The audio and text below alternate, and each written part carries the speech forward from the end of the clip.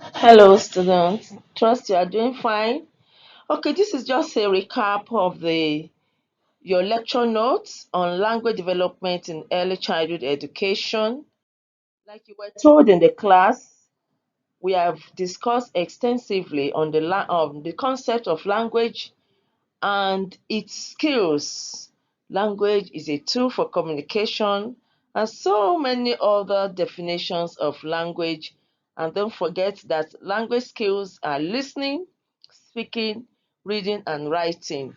We have listening as passive skill, and we also have reading as passive skill. Yes, you can see I put P in brackets slash R, passive and receptive skill. Then speaking is active and productive skill, while reading is passive and receptive skill. Writing is active and productive skill. These are in the right order. Then we have the features of language: language as a system, language as arbitrary, and we have, when we say language as arbitrary, does not mean that we can predict all the features of language. It means that there are some features of language that cannot be predicted. However, there are predictable features of language, and these are: all languages are rule governed, languages have nouns and verbs, all the languages have features that allow them to make statements, ask questions, give commands, and make requests, and all. Like I said, this is just a recap of what we have done in the class.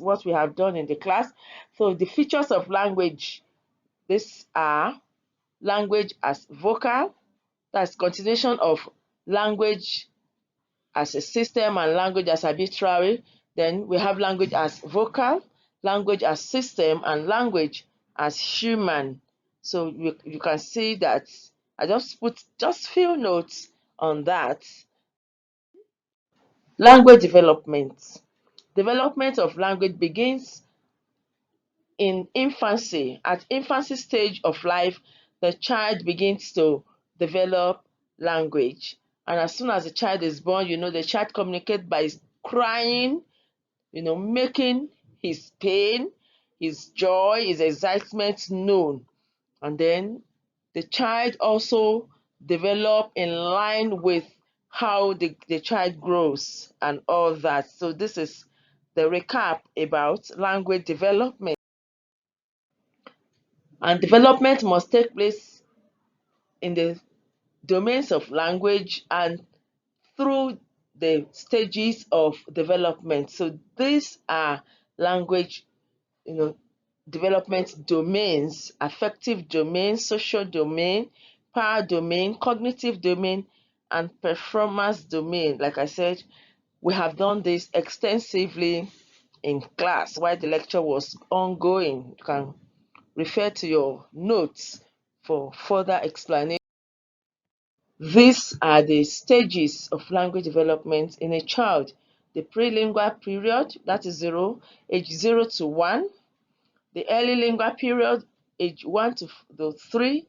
And at this stage, we have three different sub periods: the one word sentence period, the two word sentence period, and more than two word sentence period.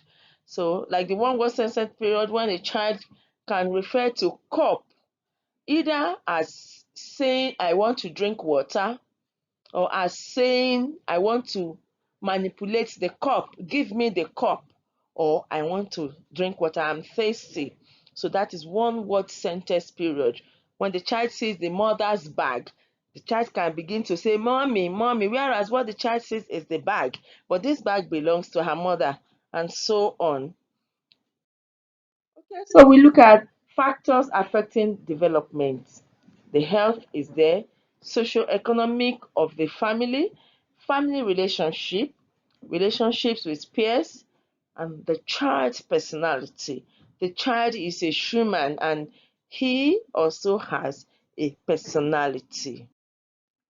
So, for further study, consult the notes you have been given in class for role of language development in early childhood education, language assessment in early childhood education, and professional approaches to help children having difficulties in language development.